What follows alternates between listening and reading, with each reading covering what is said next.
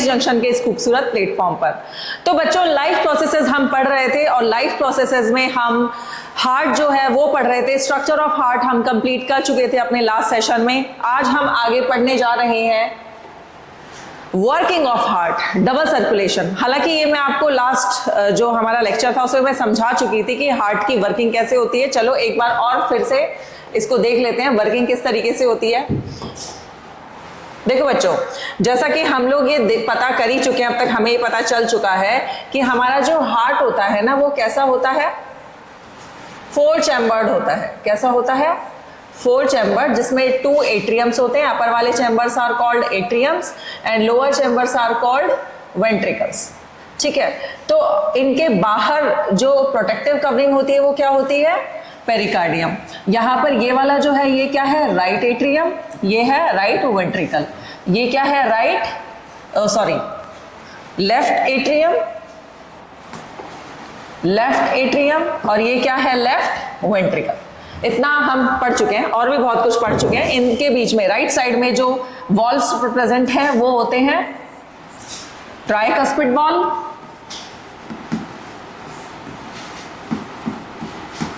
Tricuspid valve, जिनका काम क्या होता है वॉल्व्स का? ब्लड के बैक फ्लो से प्रिवेंट करना, बैक फ्लो को रोकना। और लेफ्ट साइड में जो प्रेजेंट होता है वो कौन सा होता है? Bicuspid valve. ऐसा क्यों कहा इनको? इसको ट्राइकस्पिड और इसको बाइकस्पिड, क्योंकि बच्चों राइट हैंड साइड में जो एट्रियम और वेंट्रिकल हैं इनके बीच में 3 वॉल्व्स प्रेजेंट होते हैं, इसलिए इसको कहा ट्राइकस्पिड वॉल्व। और हमारा जो लेफ्ट साइड है उसमें 2 वॉल्व्स प्रेजेंट होते हैं, इसलिए हमने इसको क्या कहा? Bicuspid valve. चलो अब देखते हैं क्या कह रहा है वर्किंग ऑफ हार्ट। हालांकि हम ऑलरेडी एक बार पढ़ चुके हैं, फिर भी oxygenated blood from the lungs comes to the left atrium through pulmonary veins. हम देख चुके थे कि यहां पे क्या प्रेजेंट थी, यहां क्या प्रेजेंट थी? हमारी पल्मोनरी आर्टरी। ओनली एक्सेप्शन, ठीक है, आर्टरीज में ओनली एक्सेप्शंस, क्योंकि ये क्या कैरी कर रही है? Deoxygenated blood. तो पल्मोनरी आर्टरी ब्लड को कहां लेके जा रही थी? लंग्स में। ठीक है, और लंग्स से जो ब्लड है हमारा ऑक्सीजनेटेड होकर कहां आ रहा था? लेफ्ट एट्रियम में। ठीक है, ये कैसा ब्लड था? Deoxygenated blood. ये क्या थी? हमारी पल्मोनरी आर्टरी। क्या है ये? Pulmonary artery, only artery which carries deoxygenated blood. Lungs से जो ऑक्सीजनेटेड ब्लड आ रहा था लेफ्ट एट्रियम में, ये क्या थी? कौन लेकर आ रही थी? ये पल्मोनरी वेन। कौन लेके आ रही थी? Pulmonary vein. तो फर्स्ट स्टेप जो हमने पढ़ा वो क्या था? Oxygenated blood from the lungs comes to the left atrium through pulmonary veins. यही अभी हमने आज समझा।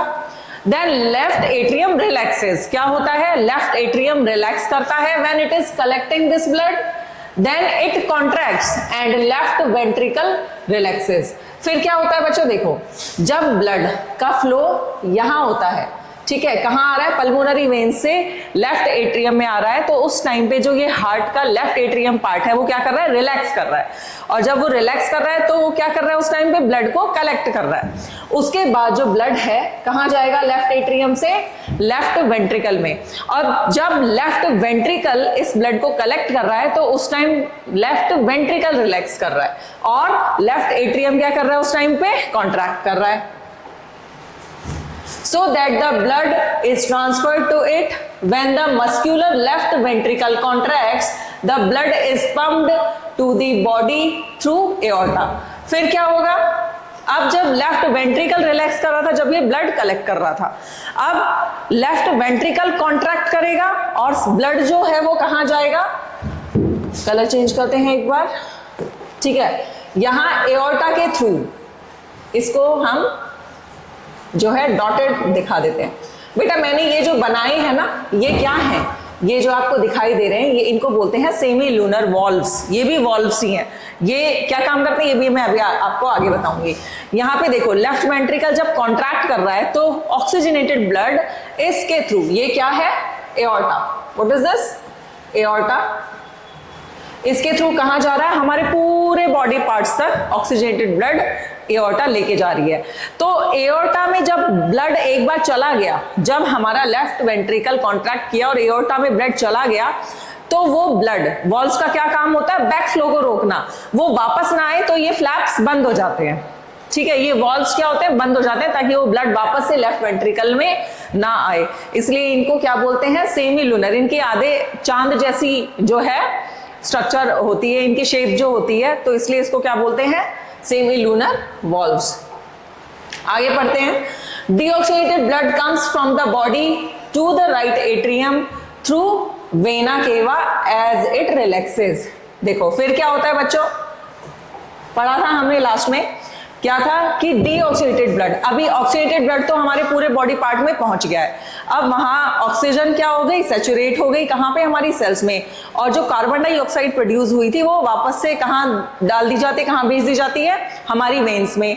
अब वेन्स सारे के सारे मिलकर कहां जाके मिलती हैं, हमारी वेना केवा में, ठीक है। तो जो हमारी वेना केवा है वो आके ओपन होती है किसमें, राइट एट्रियम में, ठीक है, कहां पे आके ओपन हुई, राइट एट्रियम में। और ये कैसा ब्लड लेकर आ रही है, डीऑक्सीजनेटेड ब्लड। डीऑक्सीजनेटेड ब्लड आया राइट एट्रियम में, राइट एट्रियम से गया ये राइट वेंट्रिकल में। अब राइट वेंट्रिकल से पल्मोनरी आर्टरी जो है इस डीऑक्सीजनेटेड ब्लड को कहां लेके जाएगी, लंग्स में लेके जाएगी। तो ये क्या है, क्योंकि एक बार एक साइकिल के अंदर, हार्ट के अंदर 2 बार जो है ब्लड एंट्री कर रहा है, इसीलिए इसको हमने क्या कहा, डबल सर्कुलेशन कहा। As the right atrium contracts the right ventricle dilates and blood transfer to the right ventricle. जब राइट एट्रियम ब्लड कलेक्ट कर रहा है वेना केवा से तो ये रिलैक्स है, जब ये ब्लड राइट एट्रियम से राइट वेंट्रिकल में गया तो राइट वेंट्रिकल क्या कर रहा था, कॉन्ट्रैक्ट कर रहा था, और राइट एट्रियम कॉन्ट्रैक्ट कर रहा था और वेंट्रिकल रिलैक्स कर रहा था। और राइट वेंट्रिकल जब कॉन्ट्रैक्ट करता है तो ब्लड पल्मोनरी आर्टरी के थ्रू लंग्स तक पहुंच जाता है, ठीक है, via pulmonary artery for oxygenation.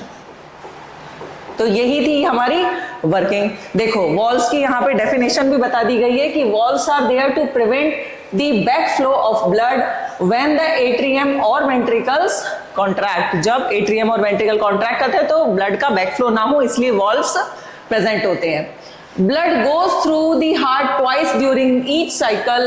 This is known as double circulation। एक साइकिल के अंदर ब्लड हार्ट के अंदर 2 बार जा रहा है, एक बार ऑक्सीजनेटेड ब्लड जा रहा है और दूसरी बार डीऑक्सीजनेटेड ब्लड जा रहा है, तो 2 बार जो है ब्लड हार्ट के अंदर जा रहा है, इसलिए इसको हमने क्या कहा, डबल सर्कुलेशन। देखो ये एक चार्ट है, फ्लो चार्ट, जिसको आपको समझना भी होगा क्योंकि इससे रिलेटेड क्वेश्चंस आते हैं, इस बार भी आया था।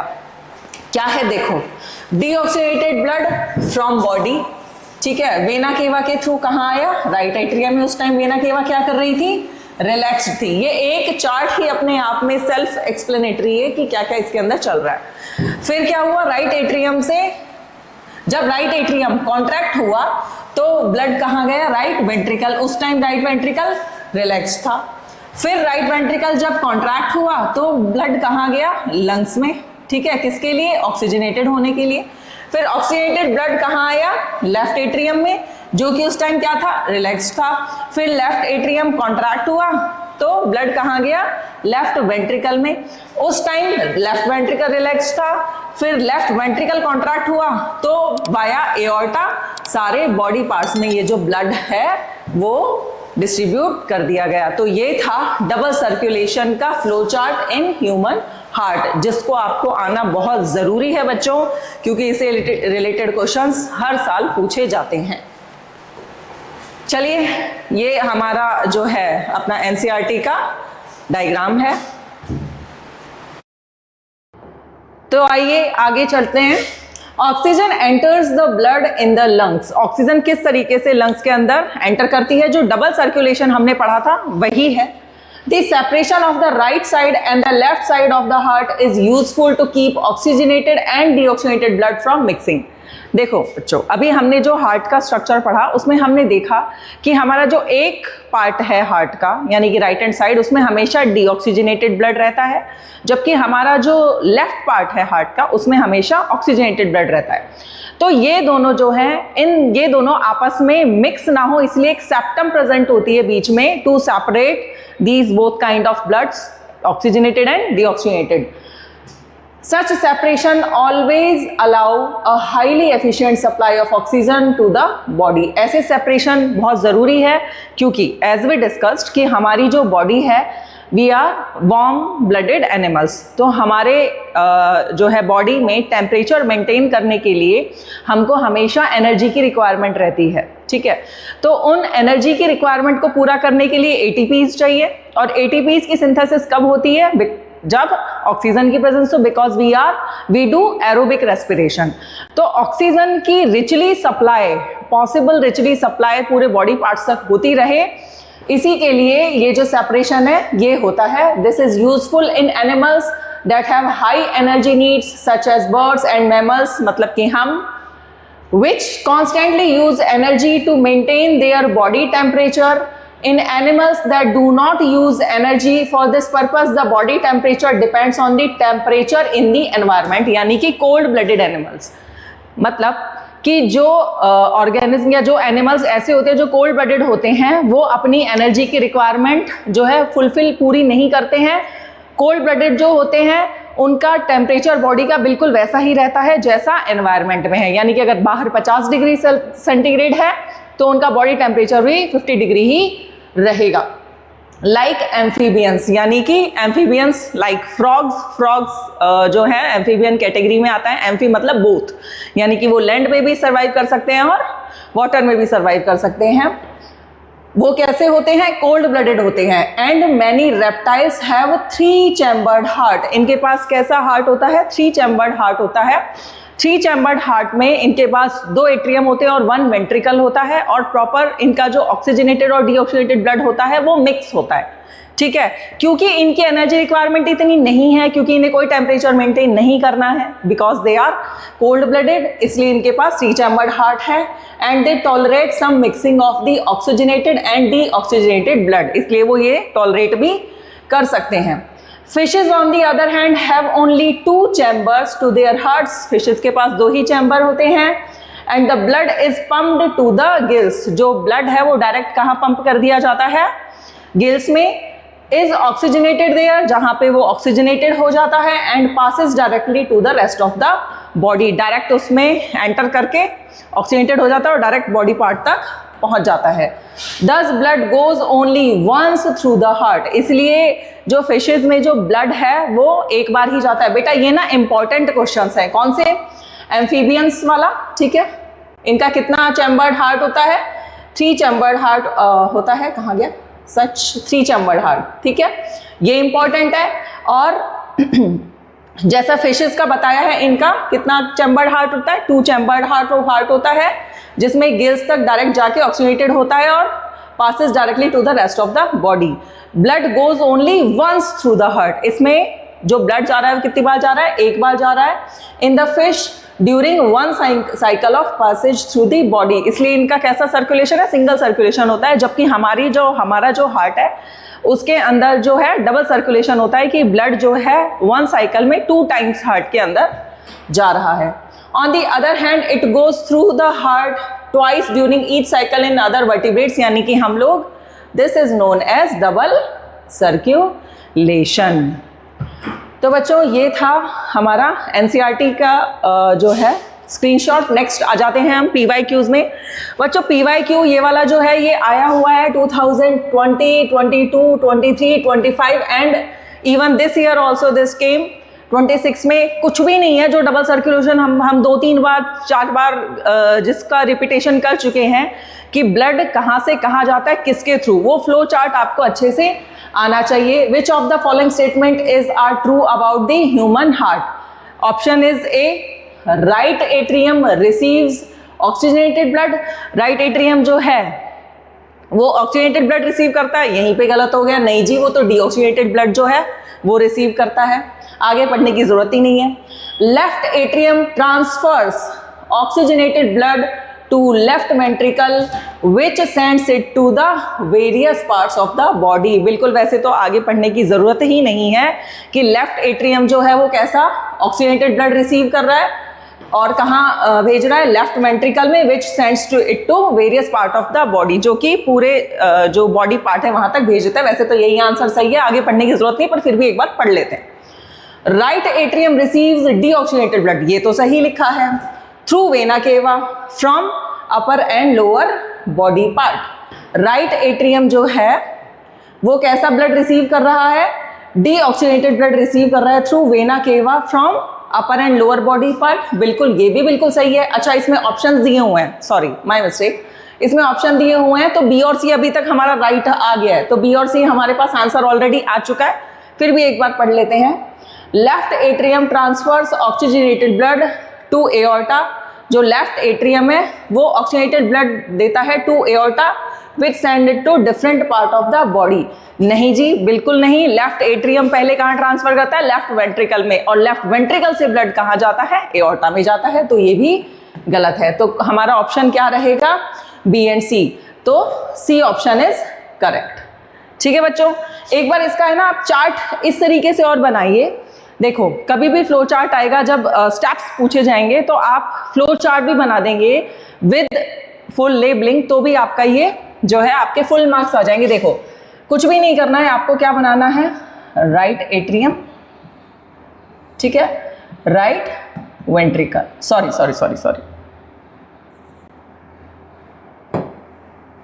Right atrium, left atrium, right ventricle and left ventricle.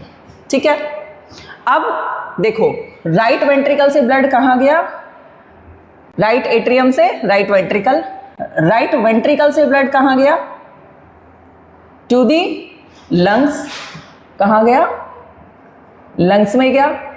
Lungs से ब्लड कहाँ आया ऑक्सीजनेटेड होकर, लेफ्ट एट्रियम, लेफ्ट एट्रियम से कहाँ गया, लेफ्ट वेंट्रिकल, और लेफ्ट वेंट्रिकल से कहाँ गया, एओर्टा के थ्रू बॉडी पार्ट्स।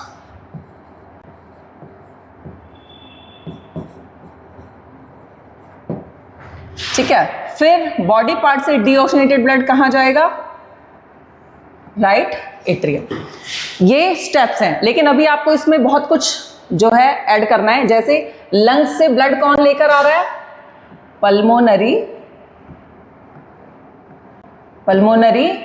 वेन लेके आ रही है, और इसमें कैसा ब्लड है बच्चों, oxygenated blood.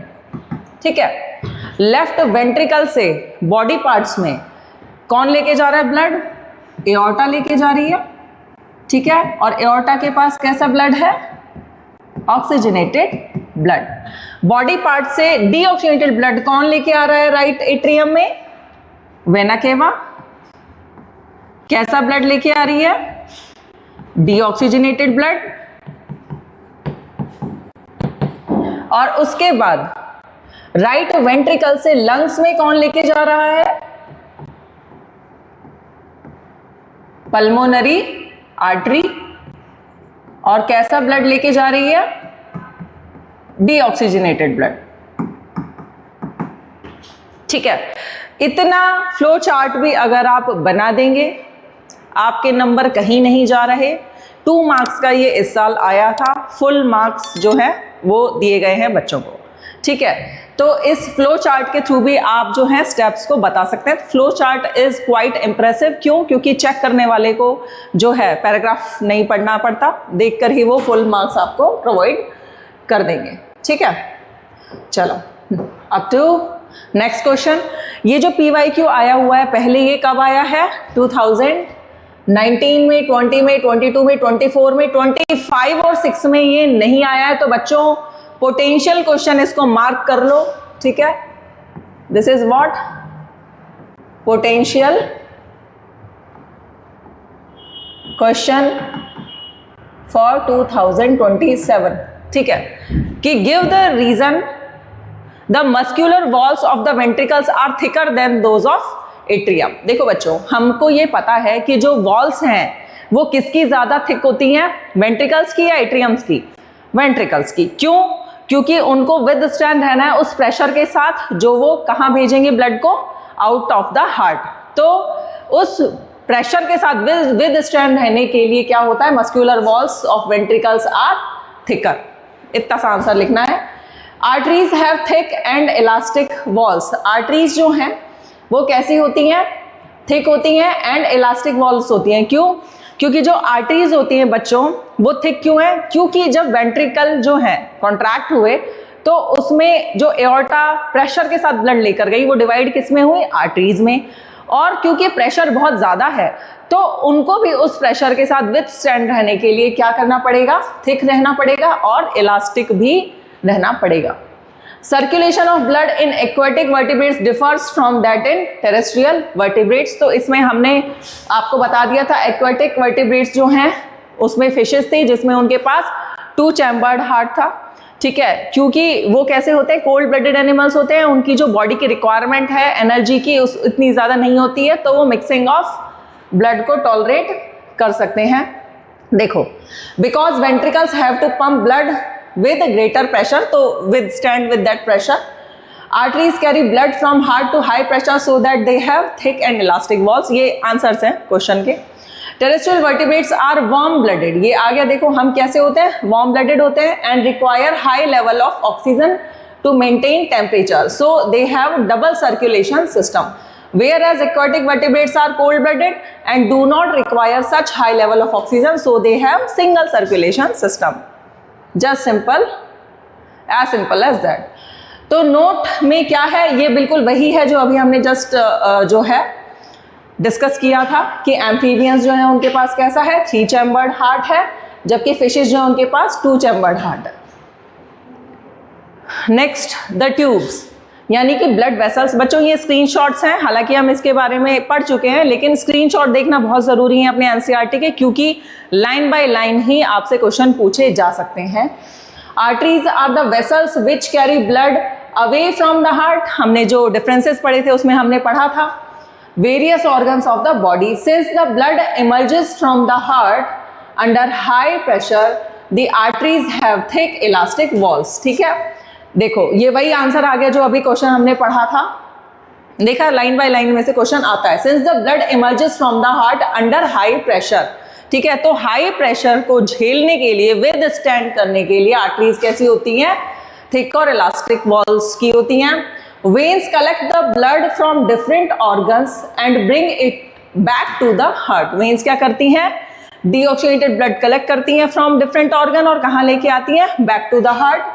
They do not need thick walls because the blood is no longer under pressure. उनके, अच्छा ये क्वेश्चन पूछा जा सकता है, ठीक है, कि जो वेन्स होती हैं उनकी जो वॉल्स होती है वो थिक क्यों नहीं होती हैं। आंसर क्या है, because the blood is no longer under pressure, कि जो ब्लड है अब वेन्स के अंदर प्रेशर में नहीं है, तो उनकी जो वॉल्स होती हैं वो थिक नहीं होती हैं।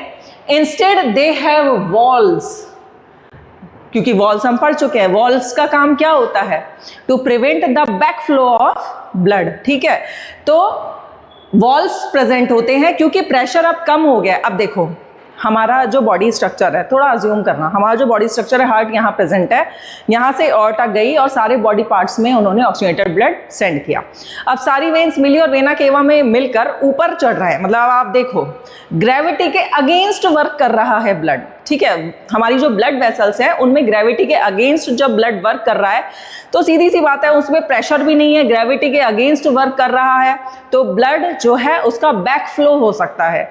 तो वो बैक फ्लो ना हो उसके लिए हमारी वेन्स के अंदर क्या प्रेजेंट होते हैं, वॉल्स प्रेजेंट होते हैं, that ensure that the blood flows only in one direction, क्योंकि हमारा जो ब्लड है एक ही डायरेक्शन में बहता है, मल्टी डायरेक्शनल नहीं होता कि एक बार इधर चला गया, एक बार इधर चला गया, एक बार इधर उधर, ऐसे नहीं होता है, ऐसे जाता है, ठीक है, और ऐसे वापस आ जाता है क्लॉकवाइज चक्कर काट के, ठीक है। On reaching an organ or tissue, the artery divides into smaller and smaller vessels to bring the blood in contact with all the individual cells. The smallest vessels have walls which are 1 cell thick, और वो कौन सी होती हैं? Capillaries. 1 cell thick vessels कौन सी होती हैं? Capillaries. Exchange of material between the blood and surrounding cells take place across this thin wall. यानी कि जो एक्सचेंज ऑफ मटेरियल होता है, ठीक है, चाहे वो गैशियस हो या फिर कोई भी सब्सटेंस हो, वो कहाँ होता है? इन कैपिलरीज में होता है। और ये कैसी होती हैं? थिन वॉल की होती हैं। The capillaries then join together to form veins that convey the blood away from the organ और टिश्यू। और ये जो कैपिलरीज होती है फिर ये मिलकर क्या बना देती हैं? हमने एक डायग्राम देखा था जब हम हार्ट पढ़ रहे थे, ठीक है, उसमें जब हमने वेन्स, आर्टरीज और कैपिलरीज देखा तो आपने देखा था कि एक आर्टरी यहाँ से आ रही थी, ठीक है, वो डिवाइड हुई थी छोटी छोटी वेसल्स में, वहाँ से कैपिलरीज स्टार्ट हो गई थी। फिर ये कैपिलरीज यहाँ पे जो है, यहाँ से जो है कैपिलरी आर्टरीज से डिवाइड हुई और ये सारी कैपिलरीज मिलके क्या बनाया? वेन्स बनाया। तो जो बीच का जो कनेक्शन था, दैट कनेक्शन वाज कैपिलरीज, ठीक है, जो कि 1 सेल थिक होता है। ओके बच्चों, next maintenance by platelets. What happens if this system of tubes develop a leak? क्या होता है अगर कोई लीक हो जाता है? लीक से मतलब है कभी कहीं लग जाती है, कट जाता है, तो क्या होता है? Think about situations when we are injured, जब हमारी लग जाती है, and start bleeding. Naturally the loss of blood from the system has to be minimised. कैसे मिनिमाइज किया जाता है? In addition, leakage would lead to a loss of pressure, which would reduce the efficiency of the pumping system. जब leakage होता है तो pressure down होता है, जिससे कि क्या होता है? जो वो लॉस ऑफ प्रेशर हो जाता है, जिससे कि एफिशिएंसी रिड्यूस हो जाती है पंपिंग सिस्टम की। To avoid this the blood has platelet cells. इस चीज़ को अवॉइड करने के लिए क्या होता है?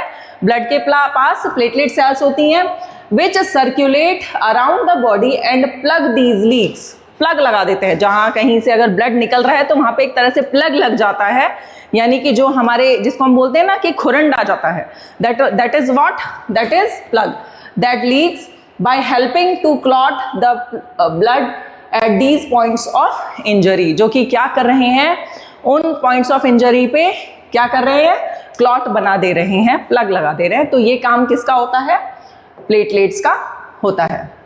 चलो बच्चों, सर्कुलेटरी सिस्टम हमारा खत्म हो गया ट्रांसपोर्टेशन के अंदर। सर्कुलेटरी सिस्टम में हमने क्या क्या पढ़ा? ब्लड पढ़ा, ठीक है, उसके कंपोनेंट्स पढ़े, ब्लड वेसल्स पढ़ी, टाइप्स ऑफ ब्लड वेसल्स पढ़ी, और हार्ट पढ़ा, स्ट्रक्चर ऑफ हार्ट पढ़ा, वर्किंग ऑफ हार्ट पढ़ा, डबल सर्कुलेशन पढ़ा। ये सब हम खत्म कर चुके हैं ट्रांसपोर्टेशन इन ह्यूमन बींग्स या इन एनिमल्स। अब हम आ जाते हैं लिम्फेटिक सिस्टम के अंदर, ठीक है। लिम्फेटिक सिस्टम क्या होता है देखते हैं। It also helps in transportation. इसका काम भी क्या होता है? ट्रांसपोर्टेशन का होता है। Lymph is a colourless fluid formed due to leakage of plasma, proteins and blood cells from the pores of capillaries. देखो, अब मैंने आपको बताया था यहाँ जो ये कनेक्शन था, ठीक है, ये किसका कनेक्शन था? कैपिलरीज का। ये आर्टरी है, ये वेन है, बीच में क्या है? कैपिलरीज है। इन कैपिलरीज में जब एक्सचेंज ऑफ मटेरियल हो रहा होता है, ठीक है, तो इनके अंदर भी क्या पोर्स तो होते ही हैं। कैपिलरीज है क्योंकि 1 सेल थिक है, ठीक है, बहुत ही पतली हैं, माइन्यूट हैं, है ना। तो ये 1 सेल थिक है, तो इनमें पोर्स भी प्रेजेंट हैं। तो इनसे क्या होता है? जो प्लाज्मा होता है ना, तो कुछ प्लाज्मा, कुछ प्रोटीन्स और कुछ ब्लड सेल्स एक्सेप्ट आरबीसी सब निकल जाता है, इनके अंदर से छन जाता है, एक तरह से छलनी का काम करते हैं, लीक हो जाता है हल्का सा, ठीक है। तो वो जो लीक सब्सटेंस जो हुआ ना उसके अंदर से, वो लीक सब्सटेंस इज लिम्फ, ठीक है। Lymph is a colourless fluid, क्योंकि मैंने अभी आपसे क्या कहा? ब्लड सेल्स भी छन जाती हैं, लेकिन क्या नहीं छनता? आरबीसी। और आरबीसी की वजह से ही हमारा जो ब्लड है उसका कलर हमको रेड दिखाई देता है। Lymph is colorless fluid formed due to leakage of plasma, proteins and blood cells from the pores of capillaries। वो क्या होता है? लिम्फ होता है। It is present into intercellular spaces in the tissues to form the tissue fluid और lymph. ये कहाँ present होता है ये लिम्फ? ये इंटरसेल्यूलर, जो इंटरसेल्यूलर क्या होते हैं, दो सेल्स के जो है टिश्यूज, जो है दो टाइप के टिश्यूज, उनके बीच के का जो स्पेस होता है उसको क्या बोलते हैं? Intercellular space. ठीक है, in the tissues to form the tissue fluid और lymph. Lymph flows into lymphatic capillaries. देखो लिम्फ जो होता है वो भी ऐसे ही नहीं बहता रहता इधर उधर, वो भी किस में बहता है, किस में फ्लो करता है? Lymphatic capillaries which join to form larger lymph vessel, जो आपस में जुड़ जाती हैं क्या करने के लिए? एक लार्जर लिम्फ वेसल बनाने के लिए। These vessels merge into veins, और वो जो लिम्फ, बहुत सारी जो वेसल्स मिली, उन्होंने लिम्फ इकट्ठा किया, वो लिम्फेटिक जो कैपिलरीज थी, ठीक है, उन्होंने लिम्फेटिक वेसल्स मिलकर कहाँ चली गई, कहाँ मिल जाएंगी बाद में? वेन्स के अंदर मिल जाएंगी, और वेन्स में आकर वो दोबारा से सर्कुलेटरी सिस्टम का पार्ट बन जाएंगी। It is similar to the plasma of blood but it is colourless and contains less protein. ये कुछ कुछ प्लाज्मा जैसा ही होता है, पर इसके अंदर क्या होता है?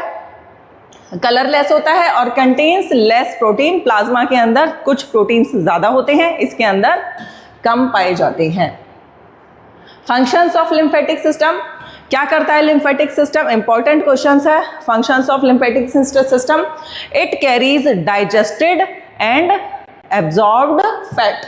ठीक है, जो फैट डाइजेस्ट हो चुका है और एब्जॉर्ब हो चुका है उसको कैरी करता है फ्रॉम दी इंटेस्टाइन, हमारे इंटेस्टाइन से। It drains access fluid back into the blood. अब क्या होता है कि जो टिश्यूज है ना हमारे, उनके पास कभी कभी जब ज़्यादा अमाउंट में फ्लूइड पहुंच जाता है तो वापस से वो उनको इकट्ठा करके, जो लीक हो रहा है, ठीक है, वो लिम्फ चैनल से होता हुआ वापस से वेन्स में चला जाता है, back into the blood. Lymph contains lymphocytes. बच्चों लिम्फोसाइट्स क्या है, नाम सुना है? लिम्फोसाइट्स जो हैं वो हमारी WBCs होती हैं, ठीक है, WBCs that help defend the body against infections. तो लिम्फ के अंदर जो लिम्फोसाइट्स प्रेजेंट हैं वो क्या कर रही हैं? वो हमको सीधी सी बात है इम्यूनिटी प्रोवाइड कर रही हैं, हमारे हमको डिफेंड कर रही हैं अगेंस्ट इन्फेक्शंस। तो लिम्फ क्या है हमारी बुक में? There is another type of fluid also involve in transportation, this is called lymph और tissue fluid. Through the pores present in the walls of capillaries, some amount of plasma, proteins and blood cells escape into intercellular spaces in the tissue to form the tissue fluid or lymph. Same वही है जो अभी हमने पढ़ा। It is similar to the plasma of blood but colorless and contains less protein. Lymph drains into lymphatic capillaries from the intercellular spaces which join to form large lymph vessels that finally open into larger veins. Lymph carries digested and absorbed fat from intestine and drains excess fluid from extracellular spaces back into the blood. बिल्कुल exact वो lines हैं जो just अभी हमने थोड़ी देर पहले ये discuss किया था, तो इसमें कुछ भी एक्स्ट्रा नहीं है। PYQ क्या है बच्चों? देखो इसका PYQ पोटेंशियल क्वेश्चन भी इसको बोल सकते हैं, क्योंकि लास्ट जो आया था वो 25 में आया था, 22, 24, 25, 26 में नहीं आया, तो you can mark it also a potential question.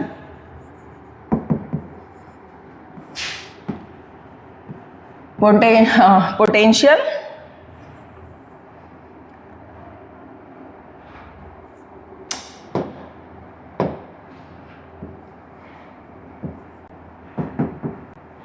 For 2027।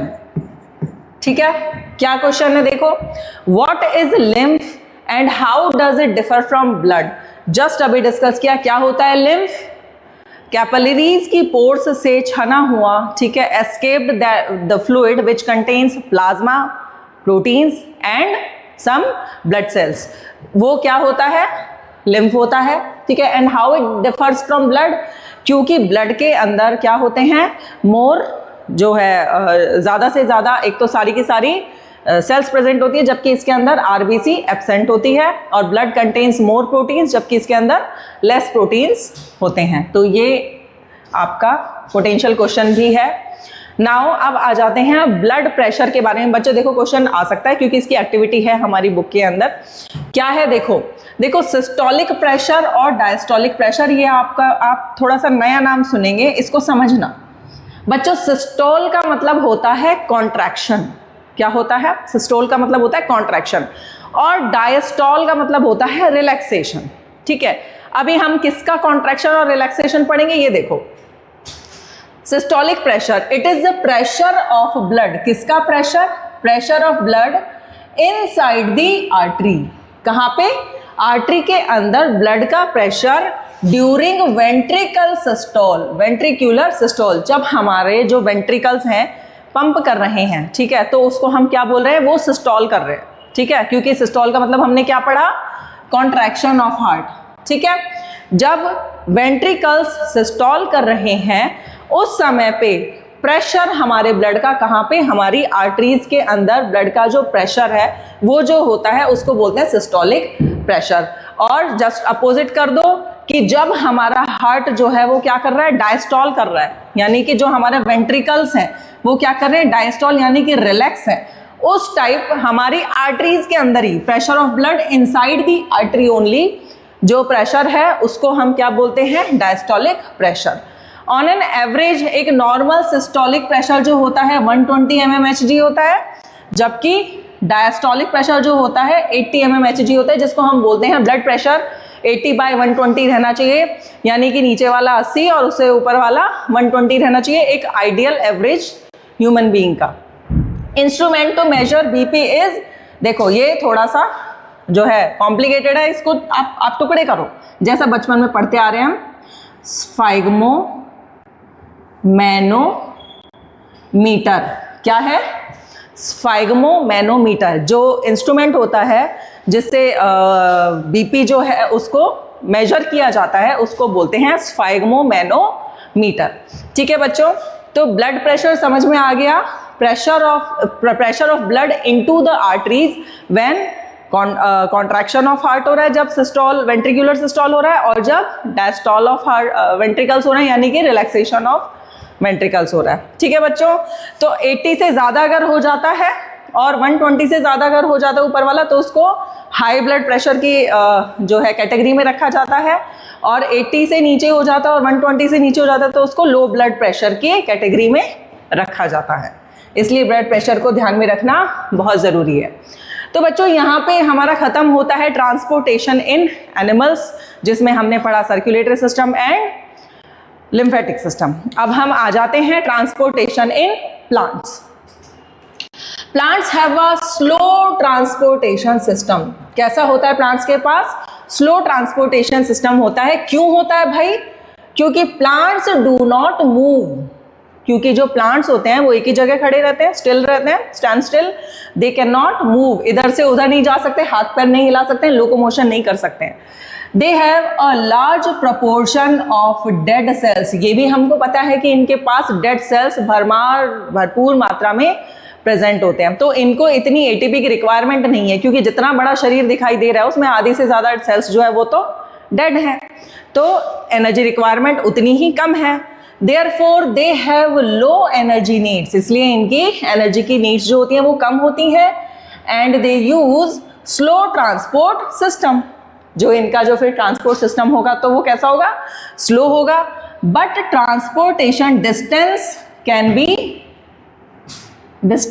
Can be very large, पर वो जो ट्रांसपोर्टेशन सिस्टम है वो बहुत लार्ज हो सकता है, क्योंकि पेड़ बहुत लंबे होते हैं। आपको भी पता है 6 मीटर्स के पेड़ हमारे इंडिया के अंदर भी प्रेजेंट है, तो उनका जो ट्रांसपोर्टेशन जो टाइम लगेगा, डिस्टेंस जो होगा वो काफ़ी लंबा हो सकता है। ठीक है, तो ट्रांसपोर्ट कौन कौन कर रहा है? हालांकि हम ये 9th में ऑलरेडी पढ़ के आ चुके हैं, आज एक बार बस इसको रिवाइज करना है। देखो, जाइलम ट्रांसपोर्ट करता है और फ्लोएम ट्रांसपोर्ट करता है, लेकिन क्या क्या करता है? हालांकि हमको पता है, रिवीजन कर लेते हैं।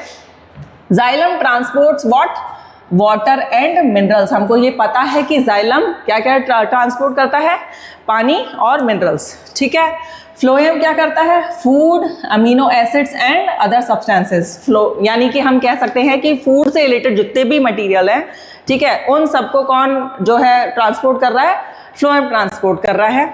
डायरेक्शन ऑफ फ्लो क्या रहेगा, पढ़ चुके हैं हम ऑलरेडी। जाइलम जो वाटर का ट्रांसपोर्ट करता है वो यूनिडायरेक्शनल होता है, यानी कि रूट्स से पानी आएगा और ऊपर एरियल पार्ट्स तक जाएगा। यूनिडायरेक्शनल ट्रांसपोर्ट होता है, अपवर्ड्स होता है from roots to aerial parts. Phloem जो है वो बाई डायरेक्शनल ट्रांसपोर्ट करता है, यानी कि बोथ डायरेक्शन में जो है ट्रांसपोर्ट होता है, ऊपर से नीचे भी फूड आता है और नीचे से ऊपर भी जाता है, both upward and downward. Process कौन कौन सी इन्वॉल्व होती हैं, देखो जाइलम के अंदर पैसिव ट्रांसपोर्ट होता है। मैडम पैसिव ट्रांसपोर्ट क्या होता है बच्चों, देखो एक होता है एक्टिव ट्रांसपोर्ट और एक होता है पैसिव ट्रांसपोर्ट। पैसिव ट्रांसपोर्ट वो होता है जिसमें किसी तरह की कोई एनर्जी इन्वॉल्व नहीं है, अपने आप हो रहा है, that is known as passive transport. और जहां पे एनर्जी की रिक्वायरमेंट है, एटीपी यूज हो रही है, ऐसे ट्रांसपोर्ट को हम कहते हैं एक्टिव ट्रांसपोर्ट। तो जाइलम में जो है फिजिकल फोर्सेस इन्वॉल्व हैं, सिर्फ फिजिकल फोर्सेस की वजह से ही क्या हो रहा है, वाटर का ट्रांसपोर्ट हो रहा है, इसलिए हमने इसको क्या कहा, पैसिव ट्रांसपोर्ट। इसमें कोई एटीपी, कोई एनर्जी खर्च नहीं हो रही है प्लांट की।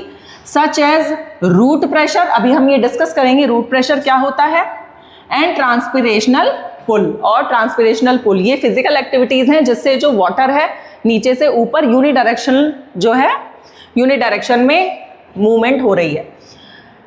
फ्लोएम क्या फूड ट्रांसपोर्ट कर रहा है, और ये क्या इन्वॉल्व है इसमें, एक्टिव ट्रांसपोर्ट इन्वॉल्व है, यानी कि एनर्जी की रिक्वायरमेंट इसमें है in the form of ATP. Main tissues जो होते हैं कौन कौन से होते हैं, देखो टिश्यूज चैप्टर हम 9th क्लास में ऑलरेडी पढ़कर आ चुके हैं। जाइलम का जो जाइलम वेसल्स एंड ट्रिकीड्स हैं ये इन्वॉल्व होते हैं ट्रांसपोर्टेशन में, जबकि फ्लोएम का sieve tubes and companion cells जो होते हैं वो इन्वॉल्व होते हैं ट्रांसपोर्टेशन में। तो ट्रांसपोर्ट ऑफ वाटर की अगर बात करें तो मैंने अभी आपको बताया था रूट प्रेशर एंड ट्रांसपिरेशनल पुल। तो रूट प्रेशर सबसे पहले हम बात करते हैं, व्हाट इज रूट प्रेशर। बच्चों देखो हमारे सॉइल के अंदर वाटर होता है और वो रूट्स के थ्रू ही हमारे जो प्लांट है वो क्या करते हैं, वाटर एब्जॉर्ब करते हैं। तो roots take up ions from soil, minerals भी हैं, आयंस भी है सॉइल के अंदर। तो रूट्स क्या कर रहे हैं, आयंस और वाटर का टेकअप कर रहे हैं, which create difference in the concentration of these ions. बच्चों हम ऑस्मोसिस डिफ्यूजन पढ़ चुके हैं, ठीक है। आयंस मूव करते हैं from their higher concentration to their lower concentration, क्योंकि सॉइल में बहुत ज़्यादा मात्रा में आयंस और वाटर प्रेजेंट है। तो इस कॉन्सेंट्रेशन डिफरेंस की वजह से रूट्स क्या करती हैं, उसके अंदर एंडो ऑस्मोसिस होता है और ये आयंस और वाटर जो है रूट्स के अंदर प्रेशर से आ जाते हैं। Water from soil moves into the roots, there is a constant movement of water into root xylem and water is steadily pushed upwards.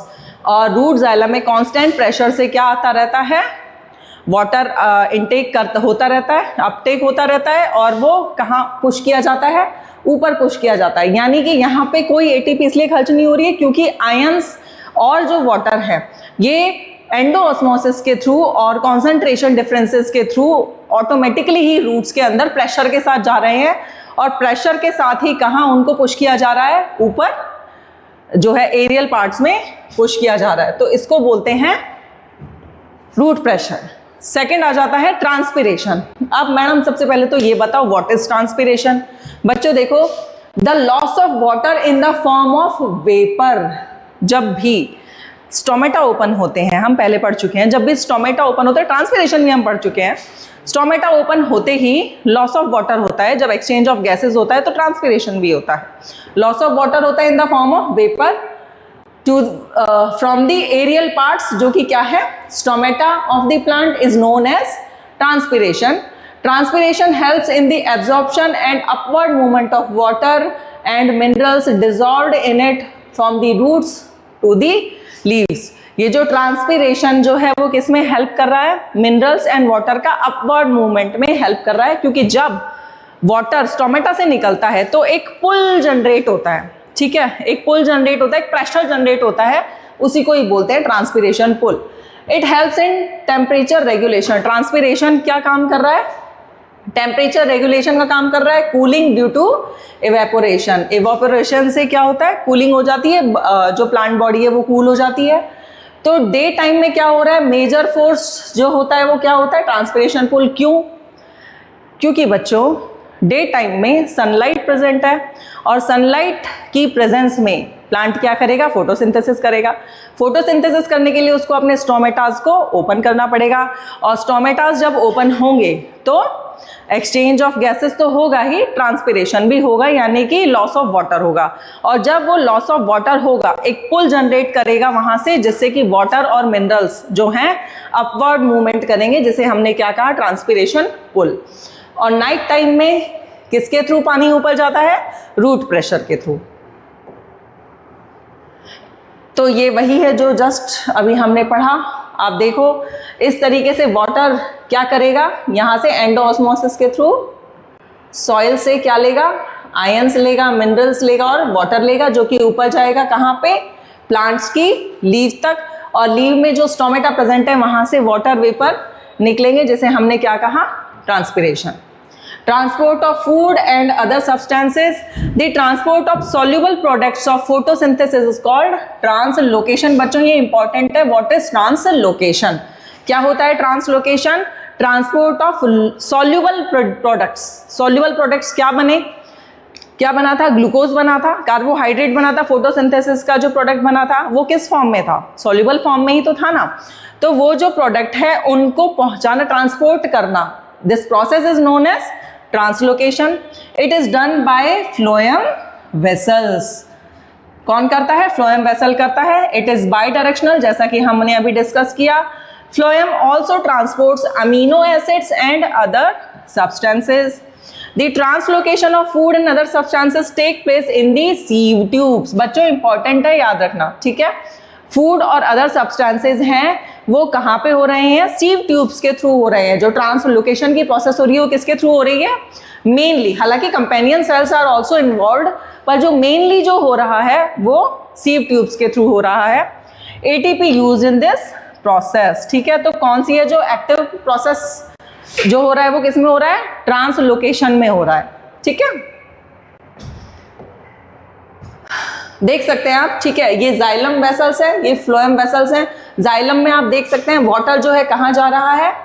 ऊपर जा रहा है, अपवर्ड डायरेक्शन में। यूनिडायरेक्शनल है। देखो नीचे आता हुआ आपको कुछ नहीं दिखाई देगा क्योंकि यूनिडायरेक्शनल है, नीचे से हमेशा ऊपर जाता है पानी, ठीक है। जबकि जो फ्लोएम वेसल है इसमें आपको अप भी दिखाई देगा और डाउन भी दिखाई देगा, ठीक है।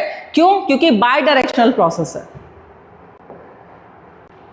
नेक्स्ट पीवाईक्यू, देखो बच्चों पीवाईक्यू कर लेते हैं अब तक का। The process in which transport of soluble products of photosynthesis, जो हमने जस्ट अभी डिस्कस किया, takes place in plant is known as, ठीक है। क्या बोला हमने? देखो फूड ट्रांसपोर्ट हो रहा है, ठीक है। फूड है, सॉल्युबल प्रोडक्ट है किसका? फोटोसिंथेसिस का। और फोटोसिंथेसिस में क्या बनता है? फूड बनता है, ग्लूकोज बनता है, ठीक है। किस फॉर्म में बनता है? सॉल्युबल फॉर्म में बनता है ना। तो ये जो है, क्या ये ट्रांसपिरेशन है? ट्रांसपिरेशन क्या था? Removal of water in the form of vapour, ठीक है। इवेपोरेशन, क्या इवेपर हो रहा है पानी? नहीं जी। कंडक्शन हो रहा है क्या? कंडक्शन भी नहीं हो रहा है। तो फिर क्या हो रहा है भाई? ये तो फूड का है, तो क्या हो रहा है? ट्रांसलोकेशन। फूड सब्सटेंस जो हैं सॉल्युबल फॉर्म में इधर से उधर जहां ट्रांसपोर्ट हो रहे हैं उसको क्या कहा था? ट्रांसलोकेशन। बच्चों ये 18, 20, 22, 24 में आ चुका है, 26 में भी नहीं आया है, तो इसको आप मार्क कर लो as a potential question.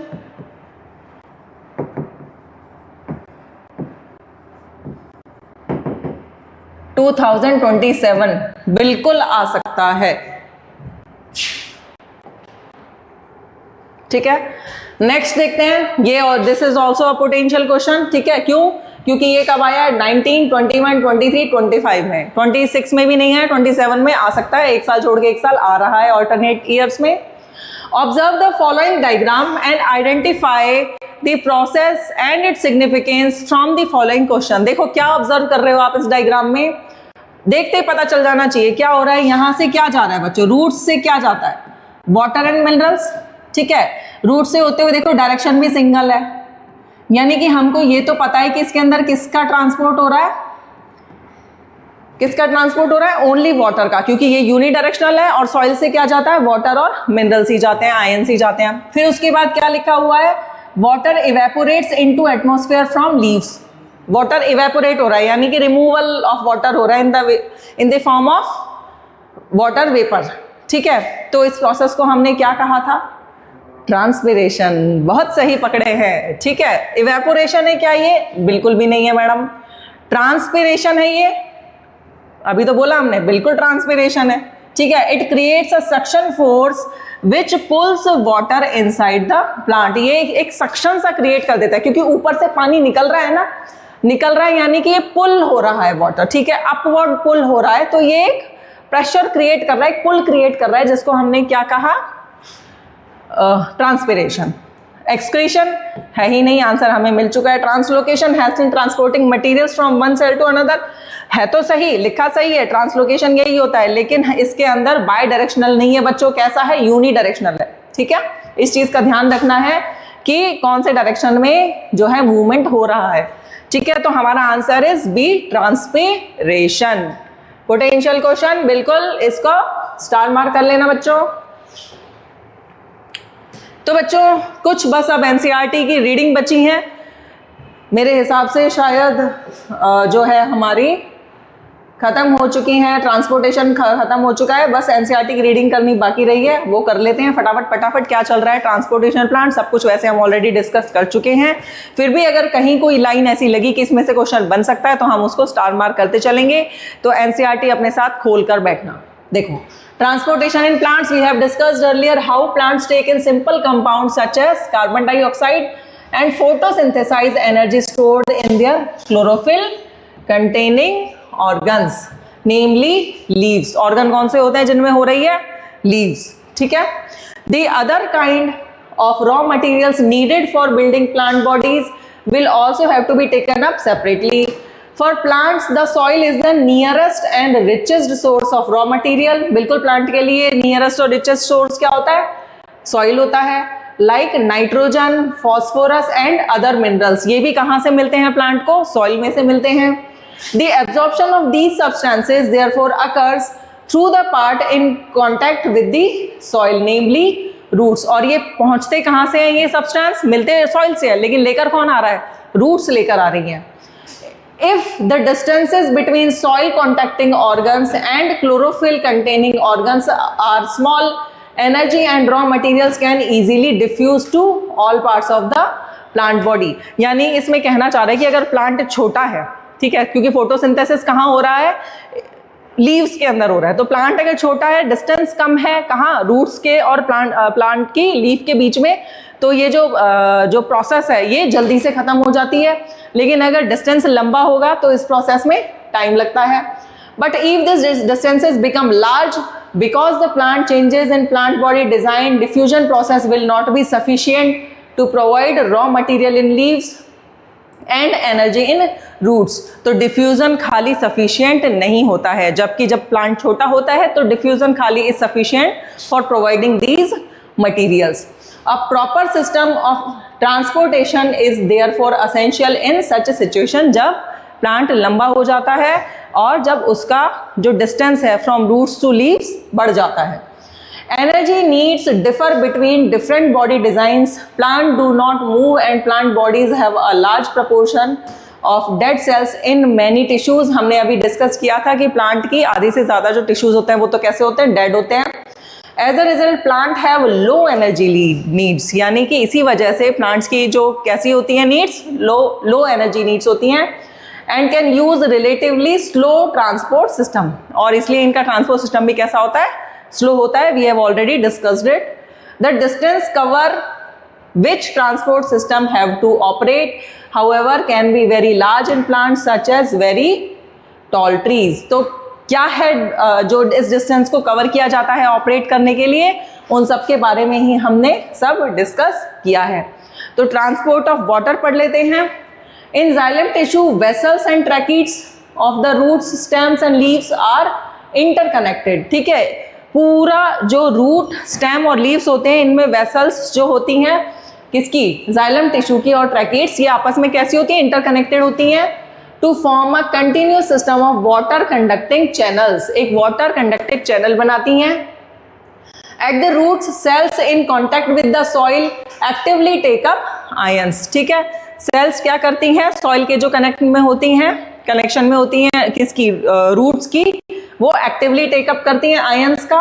This create a difference in the concentration of these ions between the root and the soil. Water therefore moves into the root from the soil to eliminate the difference, जिसको हमने क्या कहा, endosmosis. This means that there is steady movement of water into root xylem, creating a column of water that is steadily pushed upwards। ठीक है, जिसकी वजह से, endosmosis की वजह से कंटिन्यूस जो है वाटर ऊपर की तरफ प्रेशर के साथ भेजा जाता है। However, this pressure by itself is unlikely to be enough to move water over the heights that we commonly see in plants. सिर्फ इसी प्रेशर की वजह से ही, this pressure by itself is unlikely to be enough to move water over the heights, की जो ये pressure है, इसी की वजह से ही चाहे हाइट हो वहां तक भी वाटर जो है पहुंचाया जाता है। Plants use another strategy to move water in xylem upwards to highest points of the plant body, यानी कि जिन प्लांट बॉडी में हाइट तक वो वाटर नहीं पहुंचाया जाता, उसके लिए एक अलग जो चीज है वो यूज करता है। क्या होता है, क्या यूज करता है plant has a adequate supply of water. The water which is lost through the stomata is replaced by the water from the xylem vessels in the leaf, यानी कि जो स्टोमेटा से वाटर जो लॉस हो चुका है, उसका भरपूर जो वो उसकी जो भरपाई है वो कौन करता है, replaced by water from the xylem vessels in the leaf, यानी कि जो लीफ के अंदर जाइलम वेसल्स हैं उनके थ्रू जो है उसकी भरपाई की जाती है। In fact evaporation of water molecules from the cells of leaf creates a suction.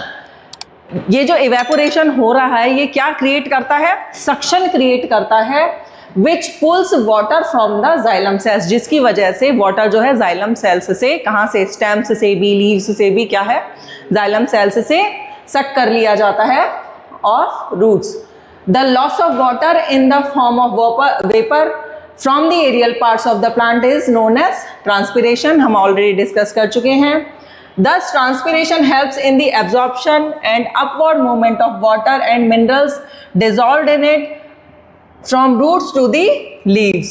It also helps in temperature regulation, जैसा कि हम ऑलरेडी डिस्कस कर चुके हैं कि ये जो ट्रांसपिरेशन है ये टेम्परेचर रेगुलेशन में भी हेल्प करता है। The effect of root pressure in transport of water is more important at night, यानी कि दिन में जो है कौन सा प्रेशर वर्क कर रहा है, ट्रांसपिरेशन पुल वर्क कर रहा है, जबकि रात में जो है रूट प्रेशर वर्क कर रहा है। During the day when the stomata are open the transpiration pull become the major driving force in the movement of water in the xylem. ये सब हम एक एक लाइन अच्छे से डिस्कस कर चुके हैं। Transport of food and other substances. So far we have discussed the transport of water and minerals in plants. Now let us consider how the products of metabolic process, यानी कि metabolic process हमारी plants की क्या थी, photosynthesis, soluble products जो बने थे, particularly photosynthesis are moved from leaves where they are formed to other parts of the plant। यानी कि बच्चों देखो, प्लांट एक पूरा बॉडी स्ट्रक्चर है, ठीक है, किसका, प्लांट एक पूरा बॉडी स्ट्रक्चर है। यहाँ पे जो फूड बन रहा है वो तो कहाँ बन रहा है, जहाँ पे क्लोरोफिल पिगमेंट प्रेजेंट है, यानी कि green parts of the plant body. और वो जो प्लांट बॉडी का ग्रीन पार्ट है बड़े होने के बाद वो कहाँ रह जाता है, सिर्फ लीव्स के अंदर रह जाता है। अब लीव्स में जो फोटोसिंथेसिस चल रही है वो खाना, आप एक बात बताओ, जो ये जड़ें हैं पेड़ों की, जो रूट्स हैं, वहाँ तक कैसे जाएगा, वहाँ तक इस फूड ट्रांसपोर्ट सिस्टम के थ्रू जाएगा, यानी कि फ्लोएम के थ्रू जाएगा। This transport of soluble products of photosynthesis is called translocation. इस प्रोसेस को हमने क्या कहा, translocation. And it occurs in the part of vascular tissue known as phloem, ये जो वेस्क्यूलर टिश्यूज होते हैं जाइलम फ्लोएम, तो उसमें जो फ्लोएम है वो ही ट्रांसलोकेशन की प्रोसेस पूरी करता है। Besides the products of photosynthesis the phloem transport amino acids. बेटा इंपॉर्टेंट क्वेश्चन है कि फोटोसिंथेसिस के प्रोडक्ट के अलावा फ्लोएम और क्या क्या ट्रांसपोर्ट करता है? Amino acids and other substances. These substances are specially delivered to the storage organs of the roots, fruits and seeds. ये जो अदर सब्सटेंसेज हैं ये कहाँ कहाँ जो है भेजे जाते हैं? जो स्टोरेज ऑर्गन्स है, जैसे roots, fruits and seeds and growing organs, जहाँ पे उन सब्सटेंसेस की ज़्यादा ज़रूरत है। The translocation of food and other substances takes place in the sieve tubes. कौन कर रहा है? सीव ट्यूब्स कर रहा है translocation with the help of adjacent companion cells. Companion cell भी उस चीज़ में हेल्प करती हैं, लेकिन जो मेन मैंने आपको बताया कि मेन जो ट्रांसलोकेशन का काम कर रहा है वो कौन कर रहा है? सीव ट्यूब्स कर रही हैं। Both upward and downward direction, यानी कि बाय डायरेक्शनल है ये। Unlike transport in xylem which can be largely explained in simple physical forces, the translocation in phloem is achieved by utilising energy. ठीक है, यानी कि इसमें किसका यूज हो रहा है? हम पहले डिस्कस कर चुके हैं उस चार्ट के अंदर कि एक तो बायडायरेक्शनल प्रोसेस है और एनर्जी का इसके अंदर यूज हो रहा है। This increases the osmotic pressure. देखो एंडोऑस्मोसिस हो रहा है, ठीक है, एनर्जी जब लग जाती है तो इसमें ऑस्मोटिक प्रेशर जो है वो इंक्रीज हो जाता है of the tissue, causing water to move into it, यानी कि वाटर जो है ज़्यादा से ज़्यादा इसके अंदर मूव होता है। This pressure moves the material in the phloem to tissues which have less pressure. तो ये जो होता है जो मूवमेंट हो रहा है, ठीक है, वो वाटर के थ्रू इन मिनरल्स का कहाँ हो रहा है? जहाँ पे हाई प्रेशर से लो प्रेशर की तरफ हो रहा है। This allows the phloem to move material according to the plant's needs. तो ये जो मूवमेंट है ये प्लांट की नीड के अकॉर्डिंग होता है। For example, in the spring, sugar stored in the root or stem tissue would be transported to the buds which need energy to grow. यानी कि स्प्रिंग के अंदर जो शुगर है जो सिंथेसाइज हुआ था उसको स्टोर कर लिया। कहाँ कहाँ स्टोर कर लिया? In the roots and stem. ठीक है, वो कहाँ पे भेजे जाते हैं फिर? जब रिक्वायरमेंट होती है तब, जैसे कि ग्रोइंग बड के अंदर जब रिक्वायरमेंट होती है वो। तो ये भी, ये जो एग्जाम्पल है, this example is also important, star mark कर लेना, क्वेश्चन पूछा जा सकता है। बच्चों एनसीईआरटी रीडिंग बहुत बहुत बहुत ज़रूरी है, बेहद इम्पॉर्टेंट है, क्योंकि ये क्वेश्चंस वो क्वेश्चंस हैं जो पीवाईक्यूज हमने किया। आप देख सकते हैं कि जितने भी पार्ट्स में से पीवाईक्यूज बने वो एवरी ऑल्टरनेटिव ईयर वो हो रहे हैं, रिपीट हो रहे हैं। अब जो ये बोर्ड के जो पेपर बनाने वाले होते हैं ना, एग्जाम पेपर बनाने वाले, इनको चाहिए कि बच्चों को, ये तो जो पढ़ने वाले बच्चे हैं वो ये सब क्वेश्चन कर चुके होंगे, तो अब और क्या नया दिया जाए। नया वो कहाँ से निकालेंगे बच्चों? आपकी एनसीईआरटी की बुक में से ही निकालेंगे। इसके अलावा गारंटेड एक लाइन भी बाहर से नहीं आ सकती। जो भी क्वेश्चन आएगा आपके लाइन बाय लाइन एनसीईआरटी से ही आएगा। आप इस चीज़ को अश्योर मैं करती हूँ, आप बिल्कुल ठान लीजिए और मान लीजिए कि एनसीईआरटी की reading is must. Line by line आप जितनी बार एनसीईआरटी की रीडिंग कर सकते हैं। बायो का जो पेपर है इसकी तो जिम्मेदारी मैं ले रही हूँ कि एनसीईआरटी से बाहर कोई क्वेश्चन नहीं आएगा, और मैं 99% पूरा एनसीईआरटी कवर कर रही हूँ। साथ में आपको पीवाईक्यूज के साथ पोटेंशियल क्वेश्चंस भी आपको बता रही हूँ। ठीक है, तो बच्चों अगर आपको लेक्चर अच्छा लगा, पसंद आया, अंशुल यादव मेरा नाम है, हमारे चैनल साइंस जंक्शन को सब्सक्राइब कीजिए, लाइक कीजिए और ज़्यादा से ज़्यादा शेयर कीजिए।